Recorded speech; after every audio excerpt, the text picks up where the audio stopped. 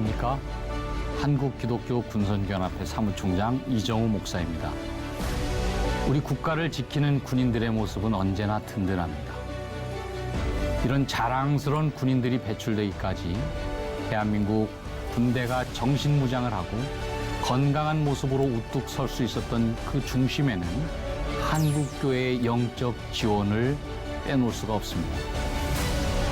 급변하는 시대 속에서 대한민국 국군 장병들의 상황과 대한민국 청년 선교의 심장부인 군선교 전략, 이것을 우리가 한국교회가 쉬지 않고 기도해야 될 기도 제목이기도 할 것입니다. 그래서 오늘은 특별히 C채널 방송과 한국기독교군선교연합회가 함께하는 특집 좌담을 마련했는데요. 한국교회 미래를 열다, 다시 서는 군선교. 오늘 이 좌담회에 귀한 시간을 내주신 분들을 소개해드리겠습니다. 먼저 한국군종목사단장 정비호 목사님, 유엔사 군종실장 김철호 목사님, 전 육군 제2작전사령관 신희연 장로님, 학생군사학교 군종실장 김영호 목사님, 해군 교육사령부 군종실장 백명규 목사님, 공군 교육사령부 장윤진 목사님. 이렇게 6분 자리했습니다. 우리 시청자 여러분들은 오늘 자리해 주신 분들의 소개만 들어서는 어떤 사역을 하시는지 감이 잘 오시지 않을 것 같아서 직접 본인들께서 소개를 좀 더 자세히 해주시면 좋을 것 같습니다. 먼저 우리 정비호 목사님. 저는 지상작전사령부 군종실장을 맡고 있으면서 우리 6회 공군 해병 군종목사를 대표하는 한국군종목사단장직을 맡고 있습니다.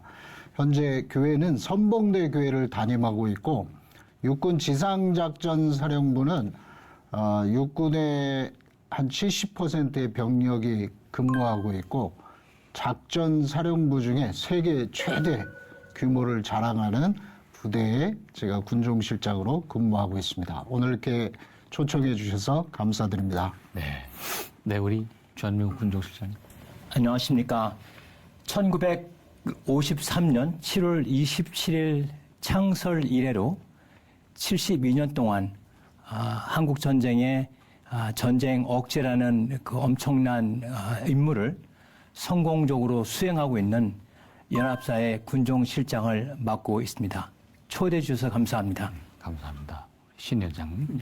네, 안녕하세요. 저는 지난 35년간 국방의 임무와 군선교의 사명을 담당하고 2023년 10월에 육군 제2작전사령관을 마지막으로 전역한 예비역 대장 신혜연 장로입니다.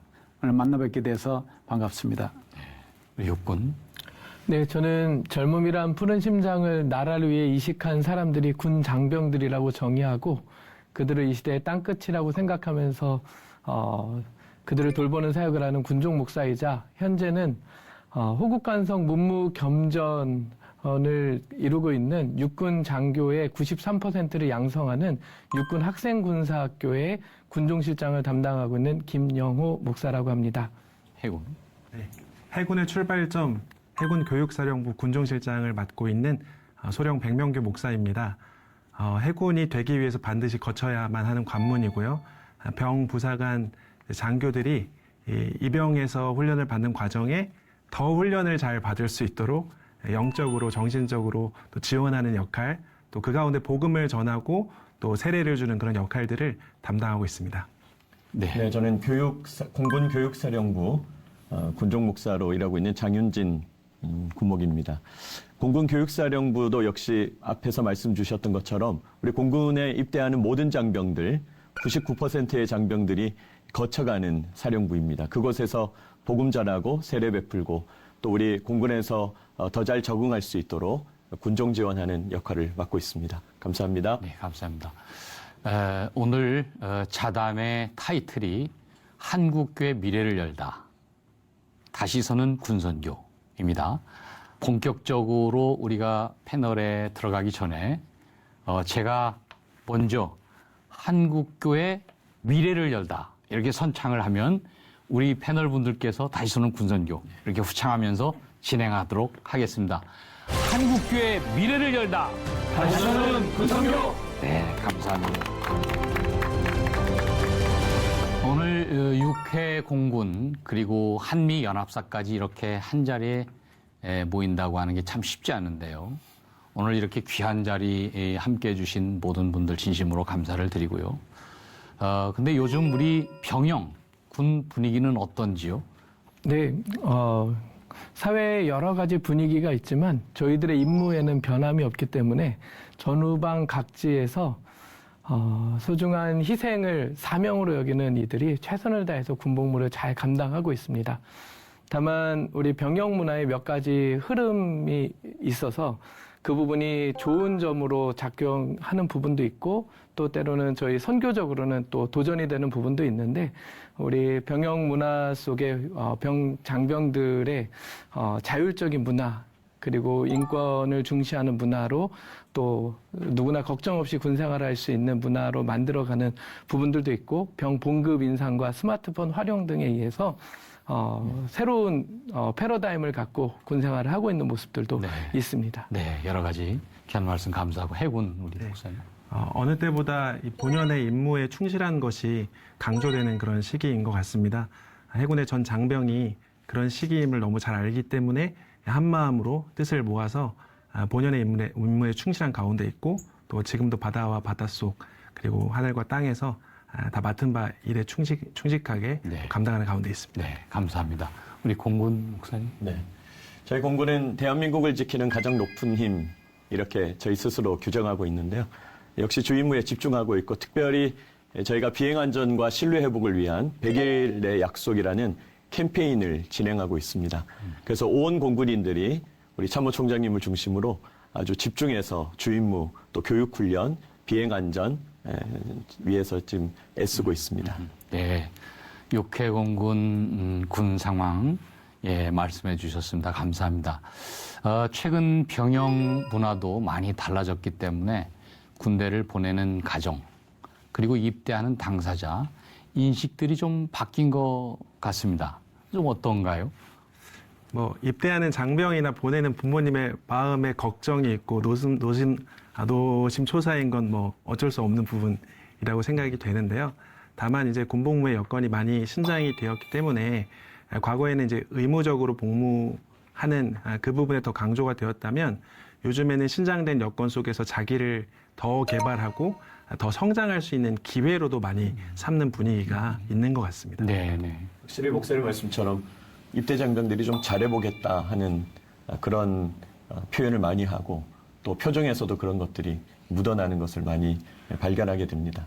네, 군의 변화가 긍정적으로 작용해서 아까 말씀해 주신 대로 장병들이 좀 더 적극적이고 주도적으로 군 생활을 해나가려고 노력을 많이 하고 있고 또 군대는 그들의 장점들을 잘 키워주려고 노력하고 있습니다. 특별히 요즘에 병사들하고 상담하다 보면 계급이 올라갈 때 이게 진급한다고 하는데 진급 누락되는 것을 굉장히 자존심 상해하고 진급 누락되면 금전적인 손해가 많이 있다고 열심히 해가지고 진급을 빨리 하려고 노력하는 부분들을 보면 또 수동적인 군생활이 아니라 적극적인 군생활로 바뀌어가고 있는 모습을 볼 수가 있습니다. 네, 아주 좋은 말씀 많이 해주셨는데 감사하고 특별히 요즘 그 병 봉급 인상과 관련해서 많은 분들이 관심을 보이고 있는데요. 이게 단순히 물질의 많고 적음을 넘어서서 뭔가 좀 여러 가지 의미가 좀 있을 것 같은데요. 먼저 우리 신희연 장로님부터 한번 말씀해 주실까요? 우리나라가 과거에 비해서 지금은 경제적으로도 많이 발전해서 지금 선진국이 돼 있고 또 요즘에 우리 MZ세대라고 하는 이 젊은 세대들의 그 특성이 있습니다. 그러다 보니까 이 젊은 우리 청년들이 군 복무를 한다는 것은 그만큼 국가에서 이 우리 병사들의 헌신을 알아준다는 거기 때문에 그에 따라서 봉급을 인상해 주는 것은 아주 적당한 거라고 생각을 합니다. 이렇게 우리 병사들의 봉급을 인상해 줌으로 인해서 부모님들의 경제 지원 부담이 좀 줄어들고 또 우리 청년들이 이 돈을 잘 모아서 사회에 나와서 어떤 기틀을 마련할 수 있는 그런 또 계획을 세워서 하는 병사들이 많거든요. 그런 이제 긍정적인 요소가 있고 하지만 일부는 우리 간부들하고 이제 봉급 차이가 많이 안 난다는 거에 대해서 좀 다소 문제점도 있는데 이것은 또 우리 국가에서 우리 간부들에 대해서 앞으로 해결해야 될 그런 과제로서 충분히 또 해결해 나가리라 생각을 합니다. 예. 정비호 목사님,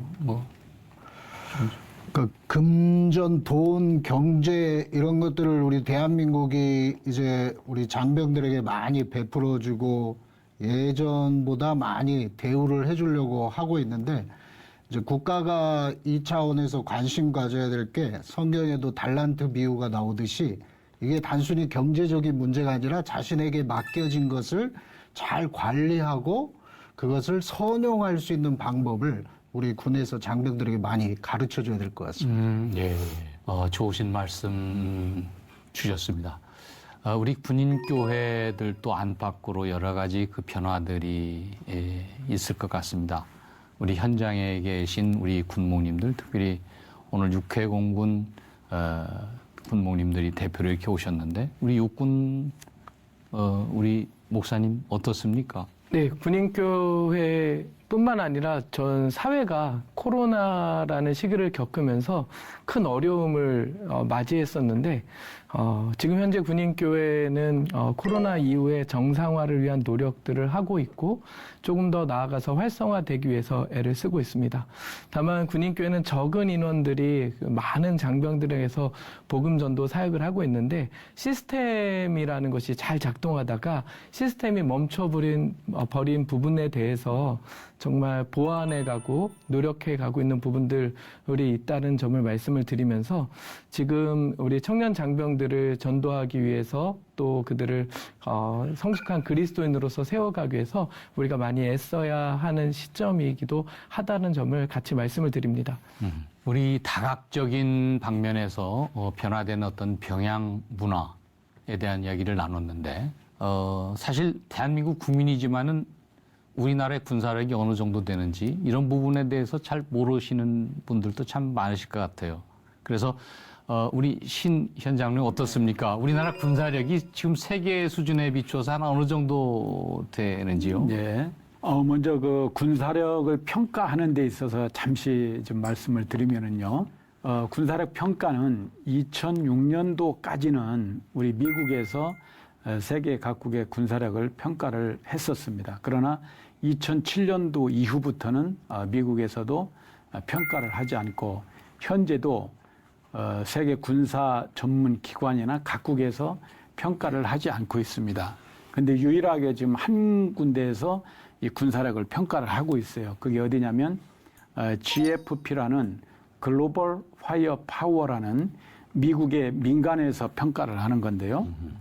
이 GFP가 평가하는 것은 다소 좀 공신력이 떨어집니다. 이게 국가적으로 인증을 받은 기관도 아니고 또 그 평가하는 사람들이 어떤 사람이고 또 어떻게 평가하는지가 자세히 안 나와 있거든요.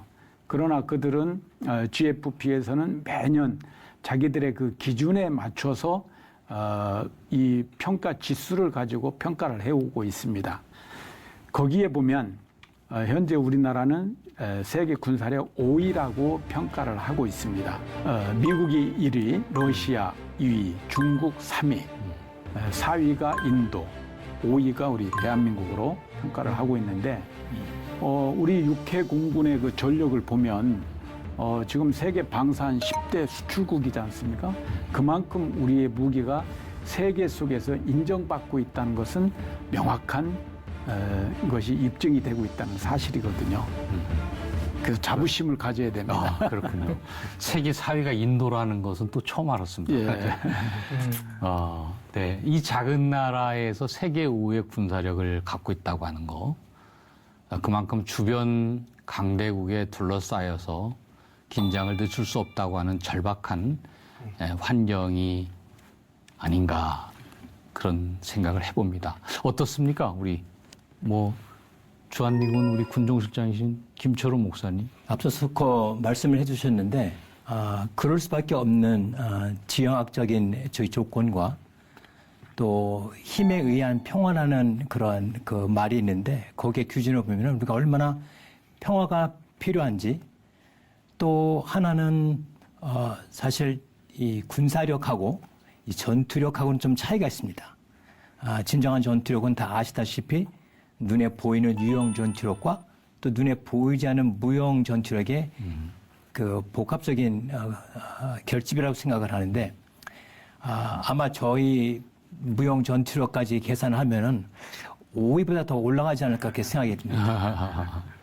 특별히 저는 임진왜란 때 이순신 장군이 보여준 전투 의지를 생각하면 세계 최강이 아닐까.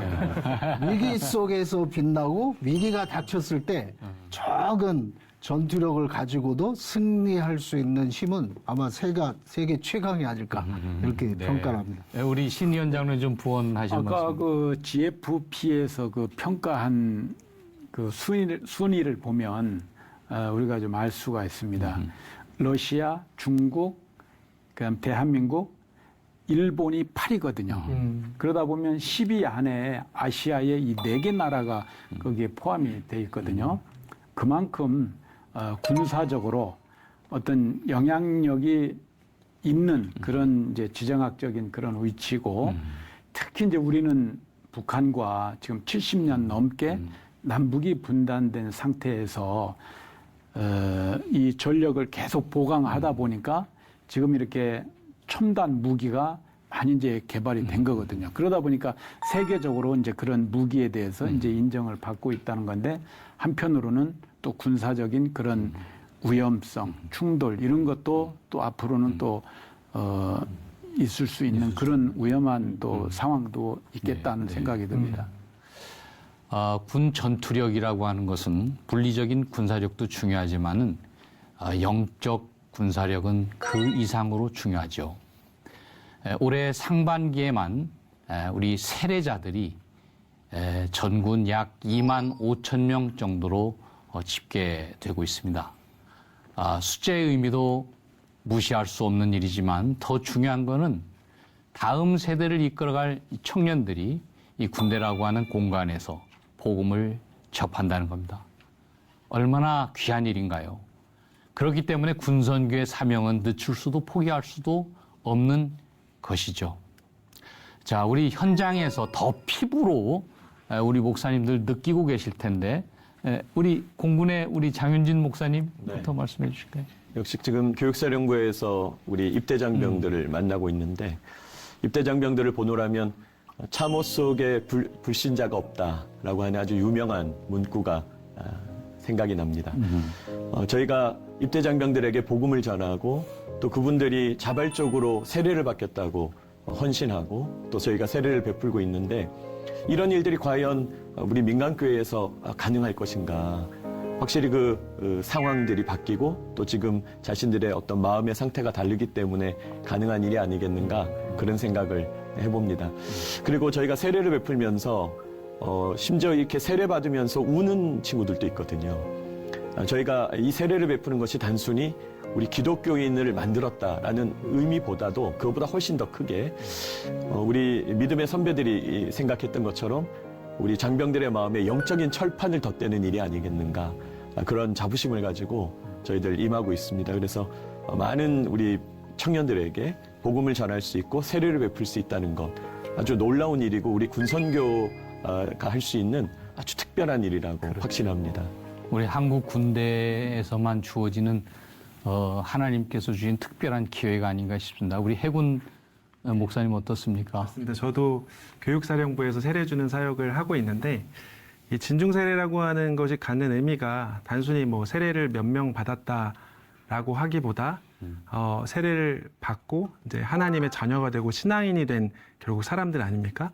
그러니까 밖에서는 청년들이 본인의 의지로 뭐 복음에 관심 없고 듣기 싫고 교회는 뭐 내 관심 바뀌고 했던 사람들이 군에 와서 의외로 친숙하게 교회에 나와서 짧은 시간이지만 복음을 듣고 결신하고 하나님의 자녀가 되고 세례를 받는다고 하는 건 매우 놀라운 의미가 있다고 생각을 하고, 그뿐 아니라 이제 하나님의 자녀가 되니까 뭐 마음에 오는 담대함은 당연한 거 아니겠습니까? 뭐 사망의 음침한 골짜기를 다닐지라도 해를 두려워하지 않는 믿음을 갖는 것, 그런 어떤 신앙의 철판으로 무장된 사람들이 군복무를 하니까 당연히 국방력은 아까 말씀하셨던 무형의 전투력이 상승을 할 것이라고 보고, 또 그렇게 군생활 잘 하다가 또 사회로 나가서 한국교회의 일원이 되니까 이 진중세례 사역은 비단 군교회의 사역일 뿐만 아니라 청년 선교고 민족 복음화의 가장 끝에 있는 가장 중요한 사역이라는 그런 생각을 합니다. 예, 우리 육군의 김영호 목사님, 우리 김영호 목사님은 그동안 군선교를 많이 해본 우리 군목분들도 거의 아마 전무후무하실 것 같은데, 부사관학교 그리고 장괴 요람인 문무대 현재, 그리고 또 병 훈련소, 이 세 개를 다 경험하신 우리 목사님이에요. 우리 목사님은 또 그 현장에서 또 여러 가지 또 하실 말씀이 많이 있을 것 같은데. 네. 제 이력을 설명해 주셔서 감사하고요. 군종 목사로서 젊은이들을 이 시대 땅끝이라고 하고 복음 전하는 건 영광인데, 장교, 부사관, 병을 양성기관에서 섬길 수 있었다라는 것은 굉장히 큰 의미가 있는 것 같습니다. 특별히 양성기관에 오는 또 기초군사 훈련을 받는 장병들은 많이 힘듭니다. 그리고 많이 배가 고프기도 하고, 그래서 저는 그들이 유통기한이 있는 빵 먹으러 왔다가 유통기한이 없는 빵 예수님을 만나는 사역이 군선교라고 생각을 합니다. 그래서 군선교 사역 가운데 굉장히 많은 감동적인 일들도 많이 있었는데, 정말 온몸에 문신을 하고 온 형제가 갑자기 세례를 받으러 오니까 쟤는 간식 받으러 왔구나 이렇게 생각을 했는데, 그 친구가 무릎을 꿇고 세례를 제가 주었는데 일어나질 않는 겁니다. 일어나지 않아서 바라보니까 그 친구 울고 있었습니다. 목사님, 제 인생도 변화될 수 있습니까? 그래서 제 마음도 반성하고 그 친구를 끌어안고 기도했었던, 그래서 어쩌면 군선교는 청년들에게 있어서 최후의 보루같이 복음을 만날 수 있는 좋은 기회라고 생각합니다. 그리고 현장에 오는 많은 장병들이 요즘은 무종교인들이 훨씬 더 많습니다. 그리고 복음에 대해서 친절하게 소개받아 본 적이 없는데, 군생활의 힘든 과정 가운데 또 저에게 있어서 진중 세례는 어떤 세례냐면, 우리나라는 현재 아직도 전쟁 중인 나라입니다. 그리고 군사훈련을 해서 자대로 보낸다라는 건 전쟁터로 보낸다는 의미입니다.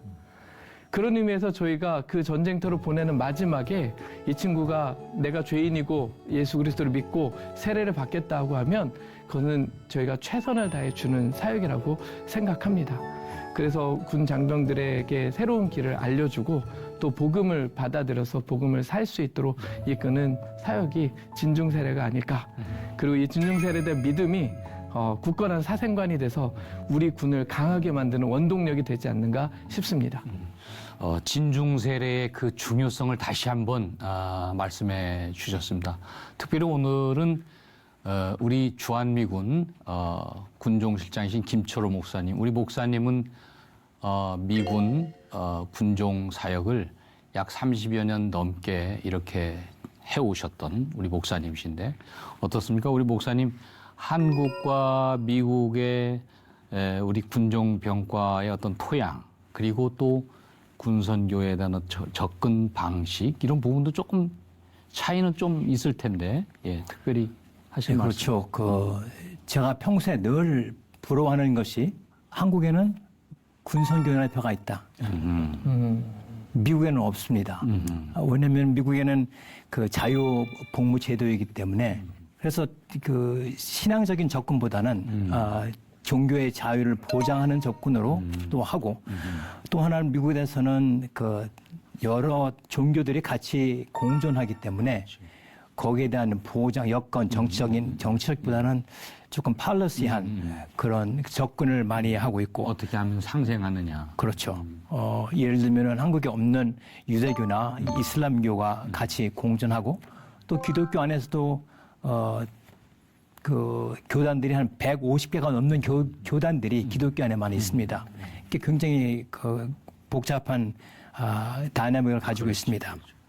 또 미국은 해외 파병이 작기 때문에 여러 가지 문화적 배경에서 병사들이 섞여 있고 또 선교 활동이 좀 글로벌해야 되고 또 포괄적인 접근 방법을 하기 때문에 저희가 말하는 이 선교의 어프로치보다는 종교의 자유를 보장해주는 그런 좀 약간 어떻게 보면 수동적인 그 환경을 보호해준다고 보장해주는 거랄까. 그래서 좀 지금 아직까지도 늘 그 제가 부러워하는 것은 한국에는 군성연합회가 있다. 그래서 군 선교에 대한 열정이 있지만은 미국에서는 사실 군에서 이렇게 대놓고 선교할 수 있는 그런 여건이 아닙니다. 할 수도 없고 거의 뭐 불법이라 할 수 있죠. 예. 예. 미국과 한국의 차이는 한국에는 기독교 군선교연합회가 있다. 예, 그렇게 정리해도 되겠습니까? 네, 아주 정답입니다. 네, 종교의 자유 보장은 인정하려고 노력하지만은 우리 대한민국처럼 군 안에서 진중 세례를 하고 정말 청년들이 예수 그리스도를 경험하고 또 받아들일 수 있는 그런 기회가 없다고 하는 것. 이게 그 차이라면 차이가 아닌가 그렇게 싶습니다. 자, 이 시간에는 우리 사성 장군으로 군 사령관까지 지내신 우리 신희연 장로님. 우리 장로님은 지휘관을 지내셨기 때문에 군선교 환경의 변화도 많이 이렇게 경험하셨을 것 같아요. 소위 때 임관하셨을 때부터 그 예편 바로 사성장군으로 전역하시기 전까지 예, 그런 것들을 경험하셨을 텐데 어떻습니까? 제가 이제 35년간 군 생활을 하면서 우리 이제 군 선교의 주 변화가 왔던 시기는 아마 2008년도인 것 같습니다. 2008년도면 이제 제가 대대장을 하고 있을 당시였거든요. 그때 뭐가 생겼냐면 공무원들이 특정 종교 차별 특혜를 하면 징계를 하겠다는 그 공무원 복무 규정에 종교 편향 금지 조항이 신설이 됐습니다. 그리고 이제 그때부터 이제 국방부나 육군본부에서 종교 편향 금지 이런 공문이 이제 많이 내려왔고 또 위반하면 처벌한다는 그런 조항까지 있다 보니까 사실 그때까지 열심히 했던 간부들도 그때부터 이제 좀 많이 위축이 되기 시작을 했습니다. 그리고 이제 그 전까지만 하더라도 우리 군이 이 종교를 무용전력의 일환으로서 이제 1인 1 종교 각기 운동을 계속 해왔지 않습니까? 근데 2008년 이후부터는 이제 그 1인 1 종교 각기 운동이 이제 점점점 수그러들기 또 시작했었고, 우리 민간 교회에서 군부대 의문 예배에 오면 2008년 이전까지는 지휘관들이 야, 많이 좀 보내라. 뭐 저도 이제 그렇게 일개 대대에 한 200명, 300명씩 보냈습니다. 종교와 상관없이. 근데 이제 그때부터는 또 이제 그것도 못 보내기 시작한 거죠. 그러다 보니까 우리 그 군선교 이제 활동이라든지 병력들의 그런 그 종교에 대해서 관심이 이제 조금씩 사라지기 시작한 것이 아마 2008년도 되지 않나 싶습니다. 예, 이렇게 군선교 환경의 변화가 참으로 큰 이 시대 속에서 우리 각 교단과 그리고 개교회가 연합사역들이 정말 중요하다라고 그렇게 생각을 하는데요. 어떻습니까? 우리 김영호 목사님 그렇지 않습니까?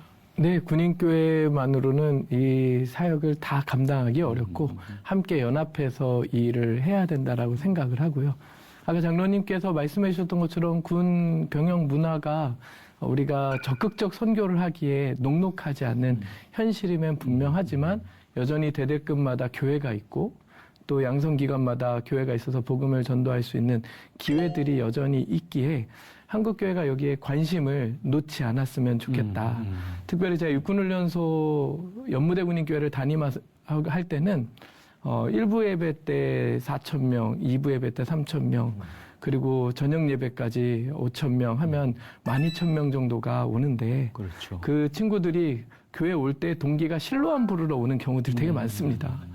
심지어는 왜 실로암 못 부르게 하냐 이렇게 해서 설문도 하고 그렇게 하는데 어쩌면 우리나라 젊은이들한테 최대의 종교 오리엔테이션장 같은 곳이 아닐까.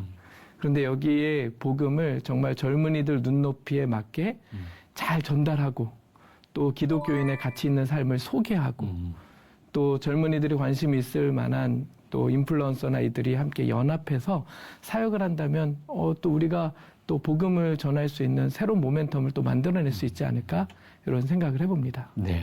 우리 공군 우리 장윤준 목사님. 네. 교단이나 개교회와의 연합 매우 중요하다고 생각합니다.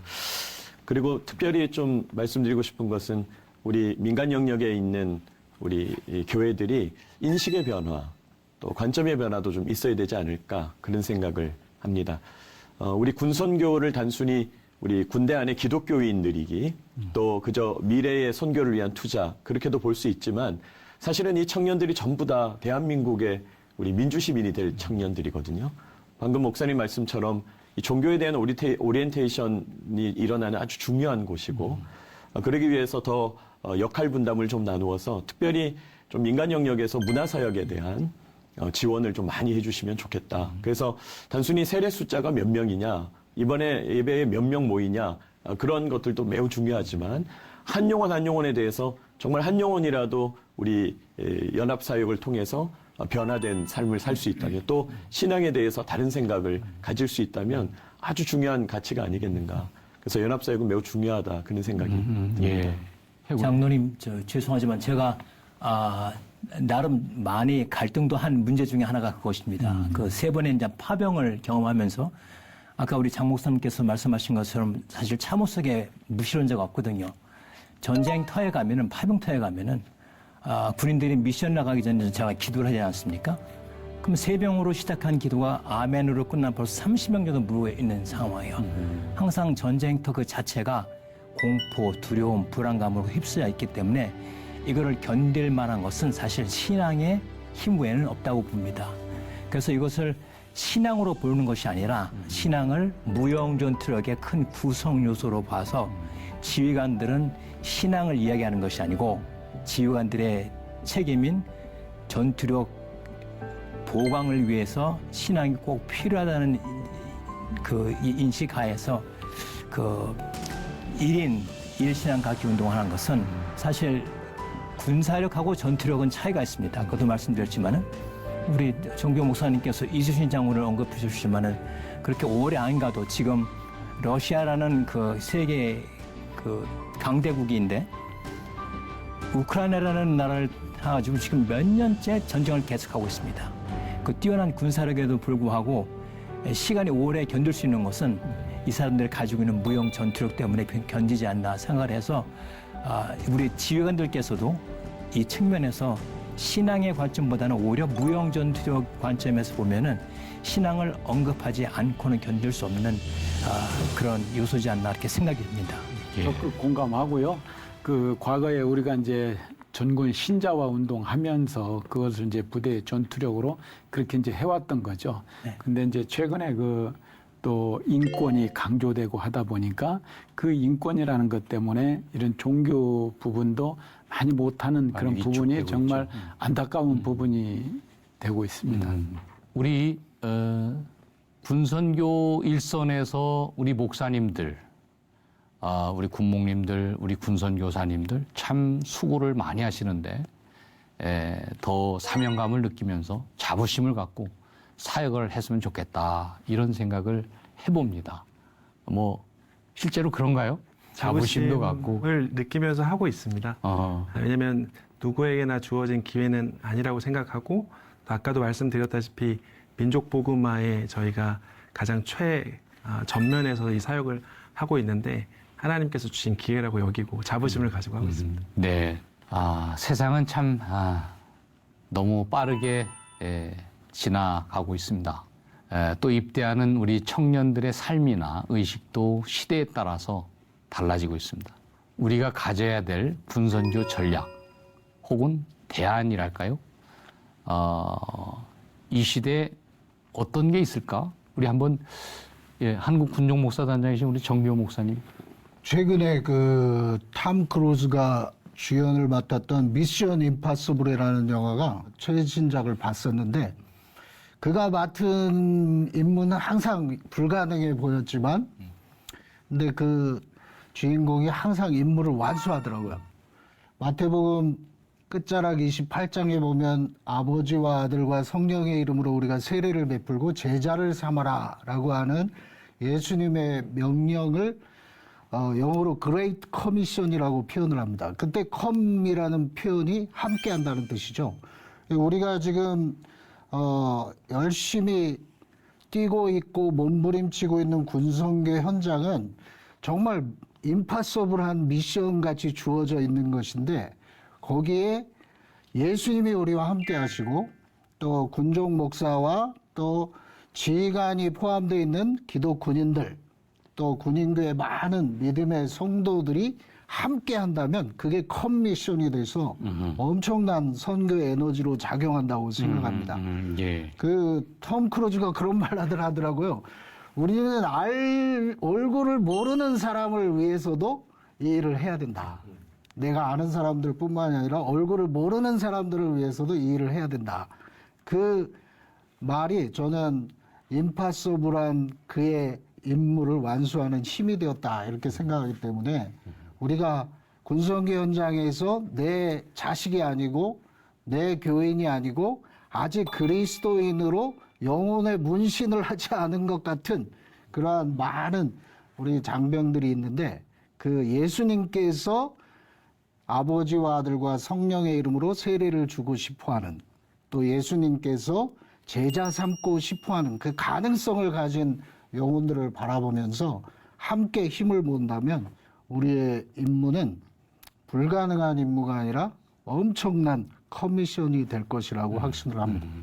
연합사역도 아마 이 가운데 포함이 되지 않을까 그렇게 생각합니다. 아까 우리 육해공군 우리 각 군의 우리 목사님들께서 말씀해 주셨는데 정말 연합사역이라고 하는 게 대단히 중요한 것 같습니다.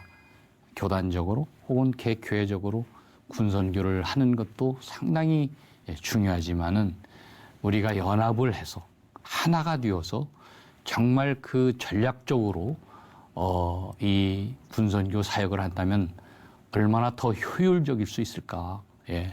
그래서 군선교는 지금까지 한국교회의 그 연합사역의 모범이었고 모델이었습니다. 근데 많이 지금 조금 쉽지 않고 어려운 그런 상황 가운데 우리가 있지만 그래도 우리 목사님들께서 말씀해 주시는 것처럼 한국교회가 이럴수록 더 하나가 되어서 이 군선교회 박차를 가했으면 좋겠다 그런 생각이 듭니다. 군선교 그 전략에 대해서 제가 한번 했던 것을 좀 한번 말씀을 좀 드려보겠습니다. 이제 저는 그 군선교 전략을 그 인성과 연결을 시켜가지고 하는 그런 전략인데요. 사실 지금은 인성이 매우 중요한 그런 시대입니다. 인성이 잘못되면 그 조직이나 또 개인, 우리 사회 전체가 또 그 한 사람의 인성 때문에 많이 힘들어할 수도 있고 또 여러 가지 또 안 좋은 상황이 발생되는 것이 사실이거든요. 제가 이제 연대장 때부터 계속 해왔던 전략입니다. 과거에는 그 종교 마일리지라는 게 있었지 않습니까? 그래서 이제 그것은 종교를 가진 사람만 그 대상을 하다 보니까 사실은 이제 요즘에 인권이 강조되고 하면서 그것을 못하게 했던 거거든요. 그래서 저는 거기에서 종교를 가진 사람만 하고 종교를 안 가진 사람은 같이 참여를 못 하다 보니까 이것을 종교를 안 가진 사람도 참여할 수 있는 그런 프로그램을 만들어야 되겠다 싶어가지고 그때 이제 제가 했던 것이 종교 마일리지는 못하니까 이것을 인성 함양 마일리지라고 제가 이제 프로그램을 만들어서 했습니다. 현재 이 인성 부분을 군에서는 중요하게 생각하다 보니까 반기에 한 번씩 집중 인성 교육 기간이 1주씩 부대별로 시행을 하고 있습니다. 인성이 이제 그만큼 중요하다는 것이죠. 제 나름대로 인성을 함양시킬 수 있는 것은 뭘까? 첫째, 종교입니다. 우리 종교에 가면 목사님이나 또 타 종교에서도 이 좋은 말씀을 듣다 보면 이제 사람이 변하는 거다 보니까 종교. 그 다음에 이제 봉사활동, 장애시설이나 복지시설이나 이런 데 이제 직접 가서 봉사활동 해봄으로 인해서 본인이 이제 느끼게 되는 그런 부분도 있고 또 좋은 독서, 인성과 관련된 좋은 책들 또는 이제 좋은 멘토 이런 걸 통해서 이제 인성을 함양할 수가 있습니다. 그것은 종교를 가진 사람과 안 가진 사람이 다 참여를 할 수 있거든요. 그렇게 해서 다 같이 참여를 하면 그만큼 이제 인센티브를 주는 겁니다. 이제 2시간씩 인정을 해주고 또 이제 봉사활동은 그 자기가 한 만큼의 인정을 해줘서 24시간이 되면 그걸 이제 휴가로 하러 이렇게 해주는 그러다 보니까 이 인성 함양 마일리지를 시행을 하다 보니까 종교 마일리지가 없어지고 나서 사실 병사들이 교회에 나오는 인원이 많이 줄었거든요. 근데 이제 인성 함양 마일리지를 함으로 인해서 그때 당시에 다시 그 인원을 회복을 할 수가 있었습니다.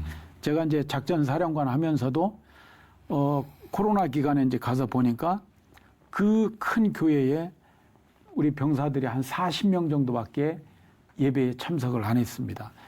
이제 가가지고 인성 함양 마일리지를 시행을 하면서 한 160명까지 우리 병사들이 또 예배에 참여를 해서 같이 예배를 드리게 됐고 또 이제 대대급에도 뭐 5명 이 정도밖에 예배를 안 드렸었는데 절반 정도가 이제 또 예배에 참여를 해서 예배도 드리고 그러다 보니까 이제 우리 민간 사역자분들이 굉장히 힘을 얻었던 그런 부분이 있습니다. 그래서 앞으로도 아마 인성 부분은 더 중요하리라 생각이 돼서 우리 이 부대 교육과 또 우리 군선교 전략에도 이 인성 부분을 어떻게 잘 융합을 시켜서 할 것이냐 이걸 한번 생각해 보면 좋은 또 아이디어가 나올 거라 생각합니다. 좋은 말씀이십니다. 지금 장로님 말씀하신 게 중요한 거를 말씀해 주셨는데 그 대한민국 헌법에 이제 정치와 종교는 분리한다.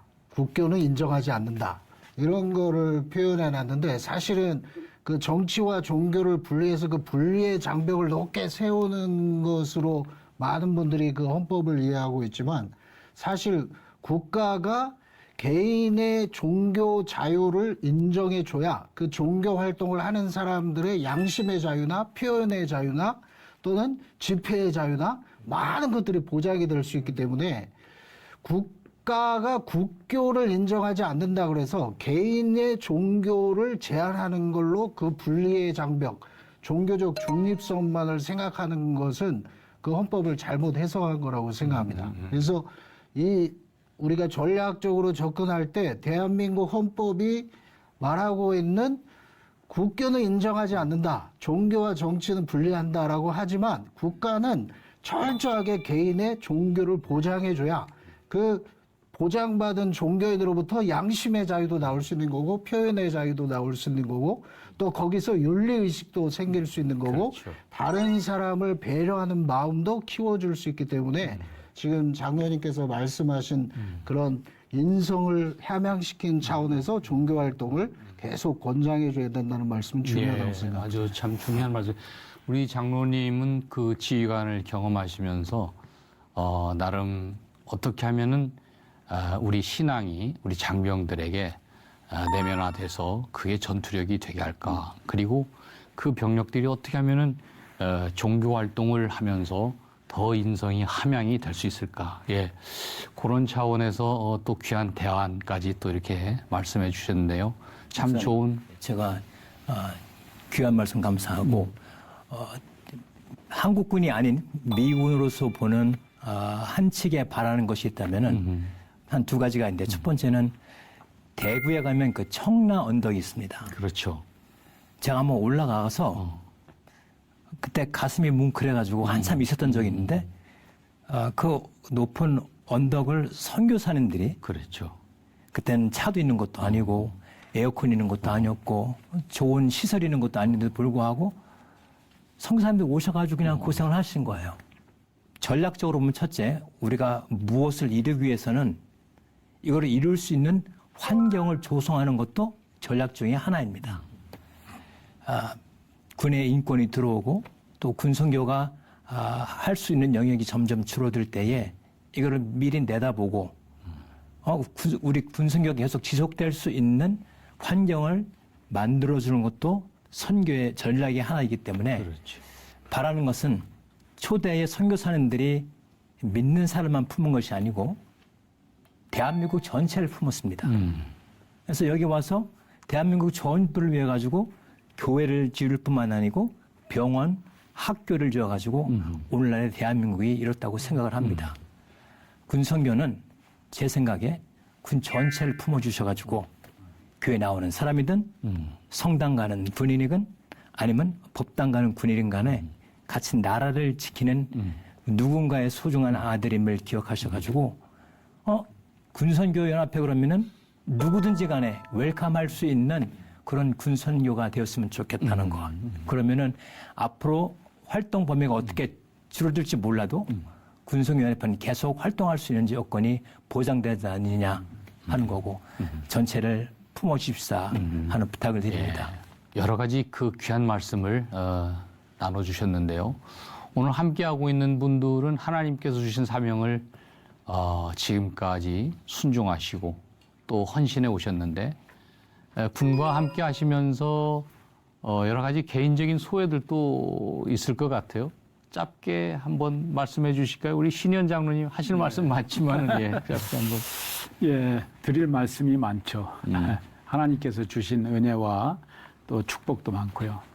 저는 그 군생활 35년간에 10년간은 종교인의 생활을 해왔습니다. 모태 신앙으로 성장해서 대위 때까지는 그냥 종교인 생활을 했었고 나머지 이제 25년을 제가 군선교의 사명을 하나님께서 주셨고 그 사명대로 따라갔을 때 하나님은 저에게 육군 대장이라는 놀라운 그런 진급의 축복을 주셨고 또 군선교를 위해서 일하도록 하셨습니다.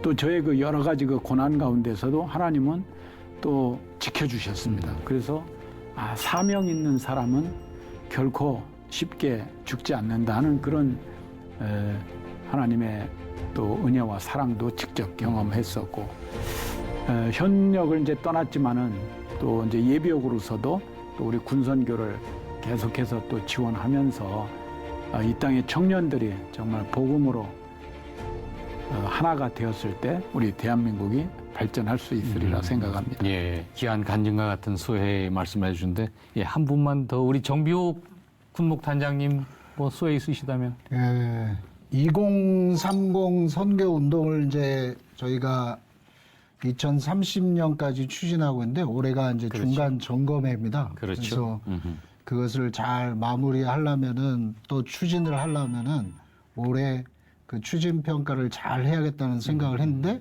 거기에서 가장 저는 중요한 게 이 시대에 선교도 그렇고 안보도 그렇고 통합성이 굉장히 중요하다고 생각합니다. 그래서 한국 교회가 교단을 넘어서 같이 통합할 수 있느냐, 또 선교 현장이 목사들뿐만이 아니라 여러 하나님의 사람들이 같이 동참할 수 있는 통합성이 발휘될 수 있느냐, 또 우리 미크도 열심히 하시고 있지만 한국 교회가 함께 동참할 수 있느냐, 그리고 우리 많은 선교 현장이 같이 어우러져서 이 통합성을 발휘할 수 있느냐.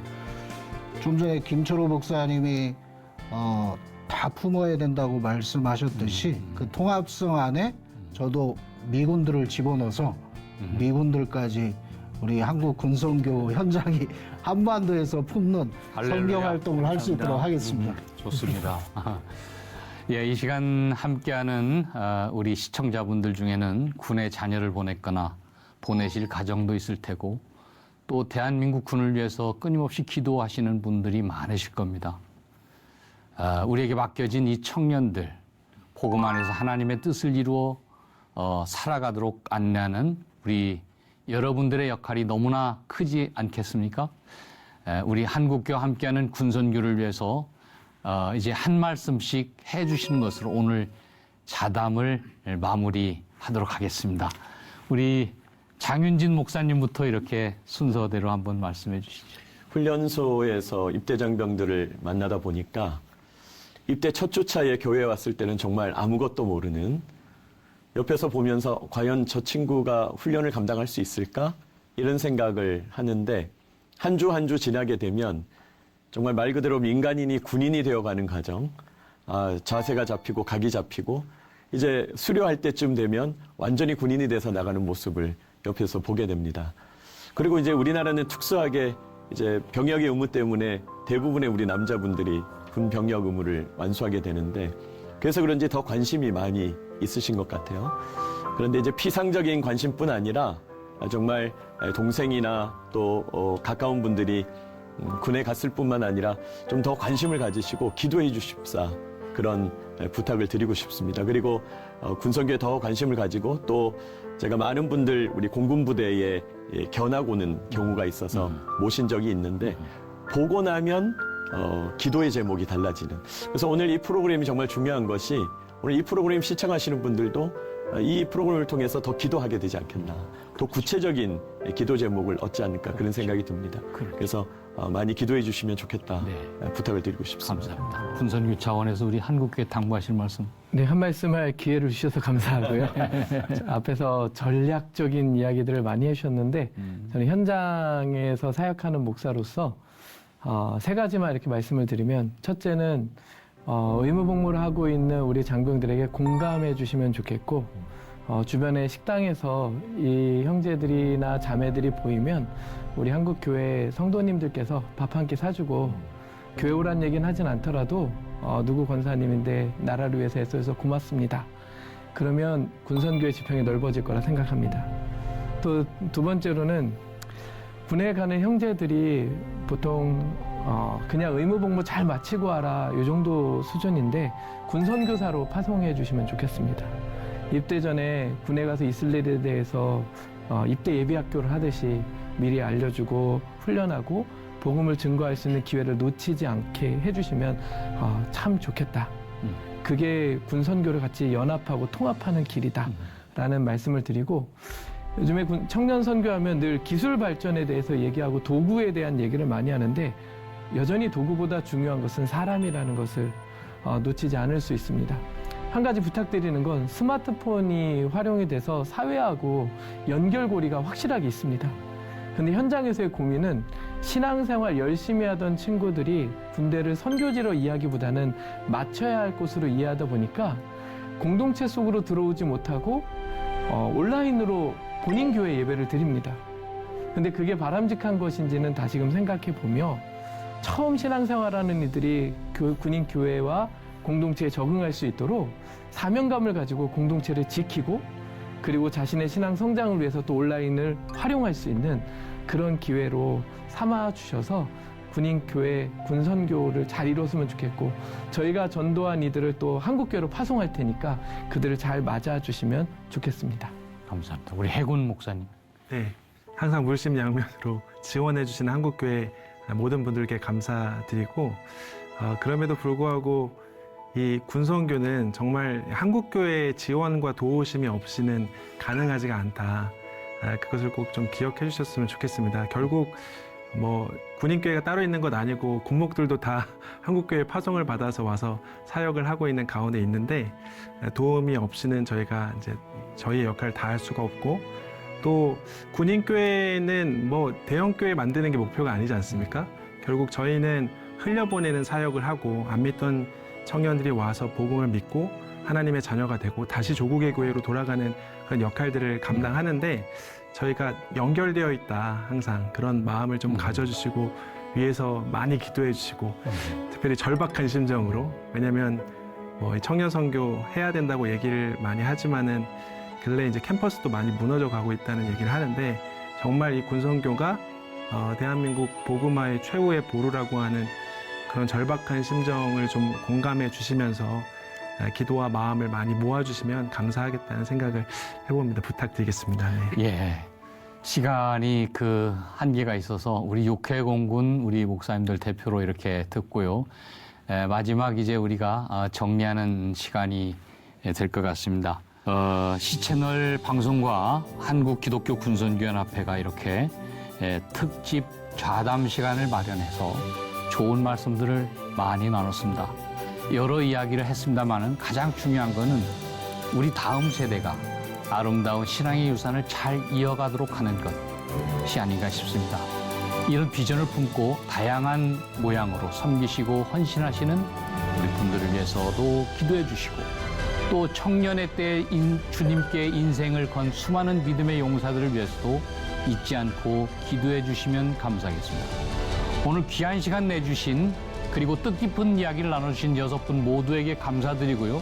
우리 기독 군인들은 군에서 하나님 사랑, 나라 사랑 이게 참 중요한 모토입니다. 그래서 마지막도 사회자가 하나님 사랑 이렇게 선창하면 우리 패널 분들께서 나라 사랑으로 클로징 하겠습니다. 하나님 사랑, 나라 사랑.